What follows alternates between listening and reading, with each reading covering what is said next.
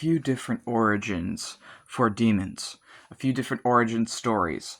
One of the origin stories comes from the Book of Enoch, and this is the belief that there was many angels that fell in love with human women, and they came to humans and started communities and taught the humans witchcraft and started to teach them astrology and how to do makeup and how to make weapons and many things that humans did not prior know to these angels' involvement. And they taught them valuable life skills, and they started to have human-angel hybrid children within these communities. So there was human and angel intermixing.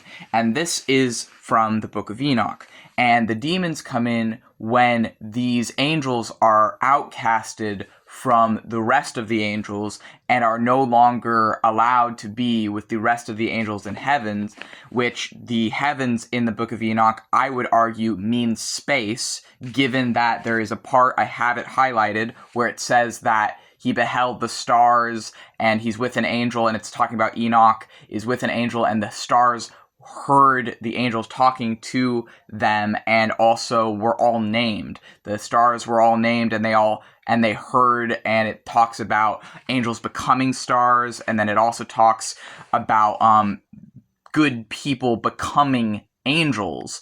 And so if it says that the stars are the angels and that humans can become angels, this is another thing in this book.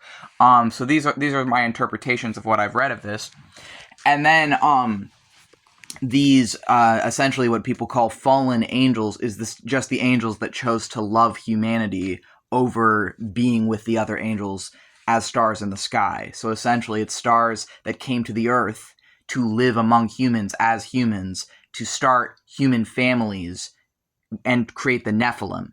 And the Nephilim are human angel hybrids in combination with these fallen angels, or really just earth angels. This is one origin for demons. One origin.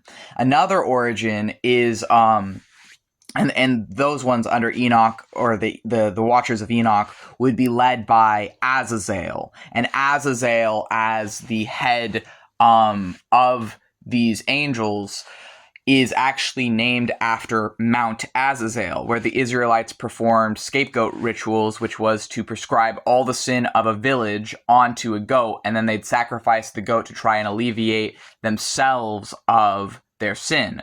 And this is where we get the term scapegoat from. And the divine scapegoat is Azazel. Azazel is Satan. Satan is a symbol for whatever is scapegoated. So then this is like one origin for demons. Another origin for demons is that there is like a mother and father for all the demons. Not all of them, but for the first demons. And the mother and father of the first demons is Samael and Lilith. And Samael and Lilith are like an inverse or opposite or shadow side to Adam and Eve. Adam and Eve represent the first man and woman, or the start of humanity, but taken in a more like non-literal way, they represent the first humans, plural. And this can also be, you can argue this because when their sons go out to find like wives for themselves, or to find like family, they go out eventually and like they find other people. So where did those other people come from? Where did those other communities come from? Like even, anyways, I'm not Christian. I'm just saying, like, there's a part where like they go out and they find other communities. So like they can't really have been the first. I'm just like, anyways, it makes more sense to not see it as like, because also genetically it's impossible for an entire species to come from only two people. Like that's actually genetically not possible. But essentially Adam and Eve represent the first men and women. And Samael and Lilith represent an inverse, or the opposite, or the shadow side, or the dark side of humanity. And they represent the first demons, or like Samael would be like the seducer of mankind, and could have his woman half would be Lilith, and his masculine half would be Samael. But Samael, it contains both Samael and Lilith as the masculine and feminine side of both. And it's sort of like the ultimate demon, essentially, but is also a force of death, and is also Satan, and is also like Samael is also an angel, and is also in the Sethian Apocryphon of John. Samael is said to be the creator of the material universe, the demiurge, or is equated with the demiurge as well. And regardless of whether, how people feel about the demiurge, this is also a connection with Samael. So then it is said that the father and mother of sorcerers is Samael and Lilith, and that the father and mother of the first demons is Samael and Lilith. And this is another origin for demons. And as a theistic Satanist and sorcerer and witch, I like both of these origins. And it's far from the only origins, but I believe to an extent both of these origins. And rather than seeing it as like kind of like literal, I think it's more kind of a story meant to explain demons and meant to explain witches and meant to explain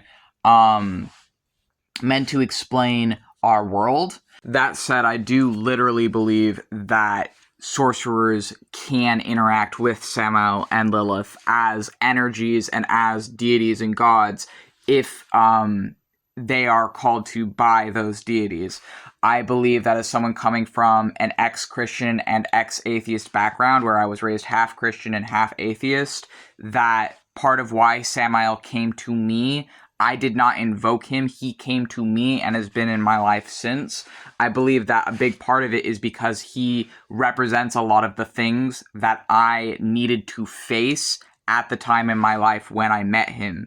And as an embodiment of death and a bridge to the other side, I think that where I was at when I met him, he was helping me cross to the other side of my life and helping me to become a sorcerer.